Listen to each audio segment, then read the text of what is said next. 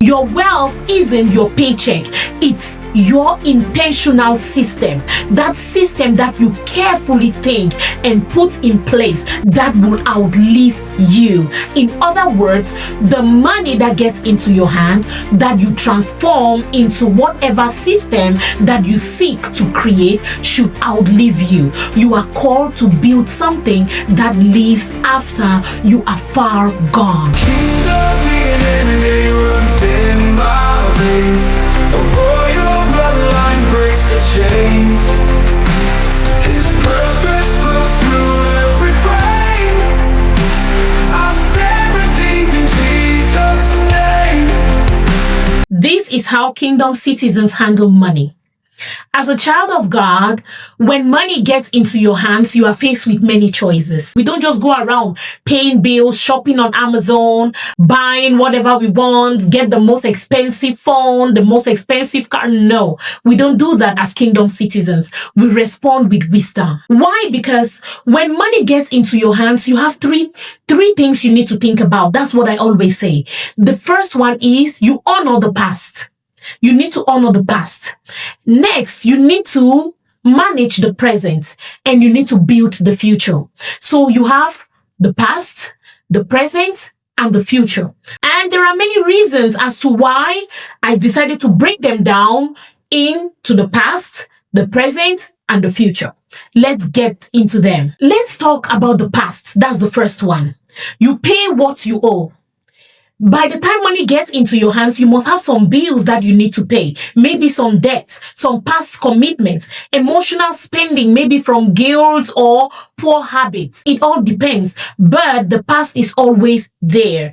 Well, you need to pay your debt or you need to pay whatever you've already incurred, which is the past, but you don't need to settle for that. Why? Because we still have other things that we need to dwell on. So, your entire financial life should not be built around bills. No, that's slavery disguised as survival. Let's move to the next one. And the next one is the present. We need to manage the present. And it's a sad reality. Most people, they can only just afford for the now. But there is a bigger life that we can talk about. And I'll always talk about purpose, which will help you not to just live for the now. It will help you to live a legacy. It will help you to live for the future as well. So let's talk about the now. That's the present. And so what do we mean by that? Most people here, maybe most people just live on autopilot. As money gets in, they just spend it. What do we need for today? Food. How do we treat our time and our talents? That's the now. What do we prioritize today? Most people overspend in the present to compensate for a painful past or maybe to impress people who are not even paying attention to them. Yes, that's what happens. You may be, oh, I really miss having this, so let me get enough of it now. I don't care. And so you just overspend. Or maybe you want to go dress up to impress people who don't even know you or to buy the most expensive car. You go swipe a credit card or maybe take a car note to go drive that car just to impress people who don't even know you, people who don't care. You just make the person who sold that car to you richer while you are getting broke to pay that car note. So my dear friend, it makes no sense for you to be trying to impress people who don't even notice you. So most people finance luxury instead of building a legacy for themselves. How you spend the present money should be divided into living expenses, self-growth, and giving. When I say living expenses, you all know you must eat, you must pay rent, transportation, insurance, and things like that. Self-growth, you need to buy courses, books, things that will help you to improve upon your present self. And also giving. You cannot live without giving as a child of God. You must always think of blessing other people. Remember, you are blessed to be a blessing. Money is meant to be circulated. It's not meant for you alone. And so when you have it, you must always think of some people who need it. They could reach out to you and you have no choice than to help out. So you should always keep a percentage for that purpose. And there is something I would like to say. If you must borrow to finance your current lifestyle, then your current lifestyle is a lie. Do you get it? If you must borrow to finance your current lifestyle, then your current lifestyle is a scam. Your current lifestyle is a lie. You don't need to borrow to finance your current lifestyle. If you must do that, that tells me you don't know what you are doing yet, child of God. Now, let's get into the future. That's the third thing that we must think of when money gets into our hands. The future. We must multiply what remains. And this always brings me to the parable of the talents. When the master gave the talents to the servants, and when he returned, the servants that buried his talents had nothing to show for, and the master took his talent away and gave it to the other servant that multiplied his own talents. So as a child of God, we must multiply that we have kept for the future. You must multiply it, because that's the only thing that will help you to build a legacy. Wealthy people don't just live off their incomes. No, they live off systems. You must build systems. Let's talk about how kingdom-minded people invest intentionally, because you must build systems. That's what's going to help you to live a comfortable life, not paycheck to paycheck. No, you must plan ahead of time. These three things we've talked about: how to honor the past, how to manage the present, and how to build the future, is very, very important when money gets into your hands. So let's dive into how we should invest intentionally as kingdom-minded citizens. Let's talk about the kingdom investment frameworks, and I divided those into the 5 F's. Let's get into the first one. The first one is foundational investments. What are foundational investments? We talk about things like emergency savings, short-term protection funds. If you don't prepare, life will punish you for it. So you must always prepare as a child of God. You must always prepare for the future. Next is financial assets. You could invest in things like index funds, real estate, long-term stocks. Those are things we call financial assets. Things that will generate something for you while you are sleeping. Financial assets grow in silence. While you sleep, they are growing. So all these things we have talked about: index funds, real estate, long-term stocks, and many more. You need to look into things like that as a kingdom citizen, because you cannot keep working all of your life. You will feel terrible after some time. Why? Because in the kingdom, there is nothing as retirement. So that's a whole topic on its own. But if you can think of investing in financial assets, then there will be a time when you don't even need to work, but you will still have something that's been generated for you. So you need to invest intentionally and wisely in things like this. Next, future platforms. What do I mean by future platforms? I mean purpose-based businesses, digital products, coaching, consulting. What's your purpose? Build something around your purpose. Invest into it. That way you know that you are serving your God, you are serving your master who has sent you into the world. Remember, Jesus said, "My food is to do the will of the one who sent me." That should also be your food, child of God. That should also be what you want to do. You should always build around your purpose. Build systems that outlive your season of hustle. You could be hustling today. You could have the strength to hustle, to go left, to go right. But that doesn't mean you will have that strength all of your life. No. There will be a time when you will not be able to hustle like you are doing today. So you need to build something that will outlive your season of hustling.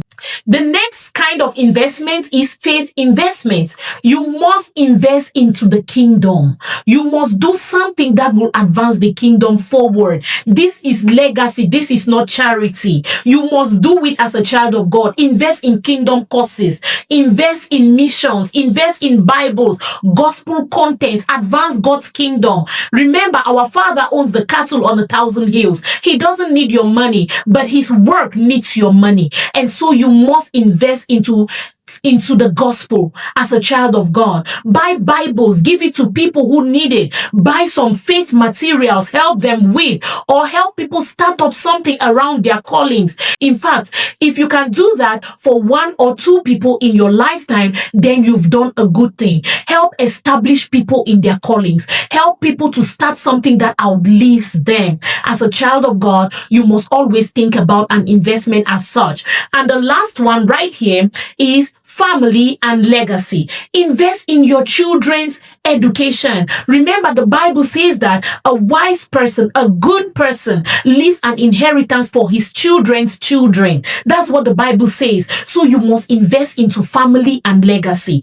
Think about things that will be there even when you are not there. You need to leave something for your children. Wealth with no succession is noise. Wealth with no succession is noise. So you could be very rich, but if there is nothing that your children can use to remember you when you are gone, then you were simply making noise when you were living or walking the earth. There are some things we must avoid as children of God. And what are these things? Let's look at some things that we must avoid. The first one is expensive cars on credit.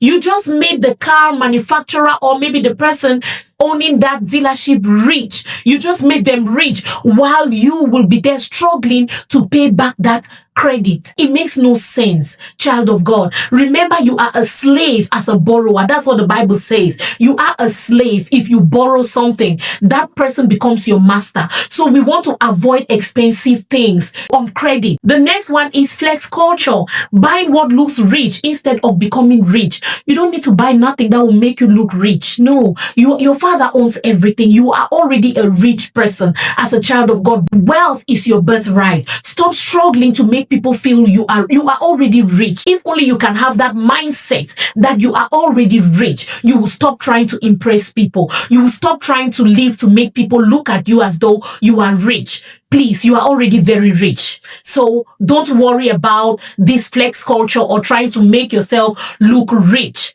You are already rich. Your father owns the cattle on 1,000 hills. Remember? You are rich.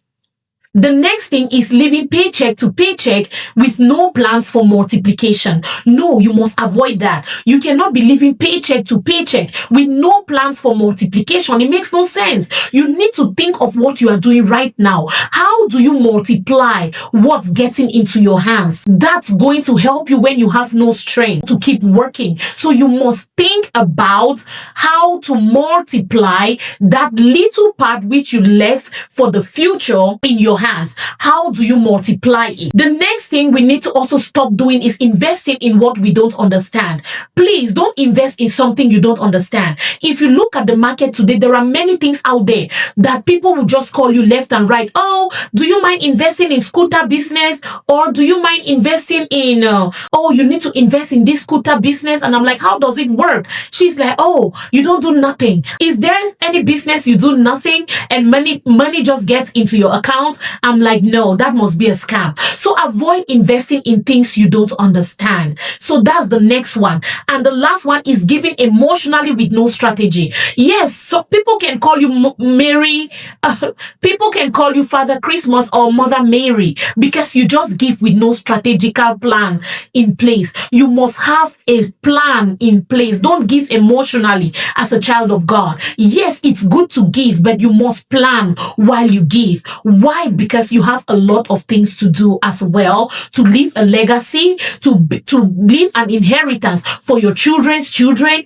and much more. There is so much more to do. And God has trusted you to be able to leave that. He did not just give you what you are spending for you to spend. No, money is meant to be circulated. That's what I always say. Child of God, you are not just called to hustle like the world. No, you are called to build systems that carry God's wisdom, multiply quietly, and bless loudly. That's what you are supposed to do.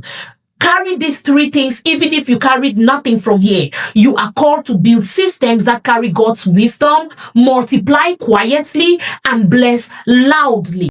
You need to break free from the get money, spend money trap. You need to break free from borrowing to fund your present life. If your current lifestyle needs to be, you need to borrow to fund it, then your current lifestyle is a lie. Create a kingdom money system.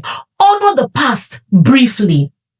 Own the present wisely and secure the future strategically. I repeat, honor the past briefly, own the present wisely, and secure the future strategically. Your wealth isn't your income. It's your intentional system that you put in place. Your wealth isn't your paycheck.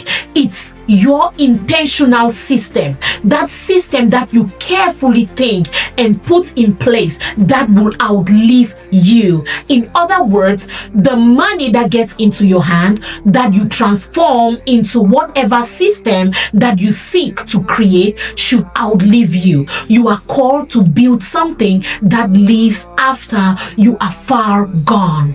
Thank you, and God bless you. Bye-bye.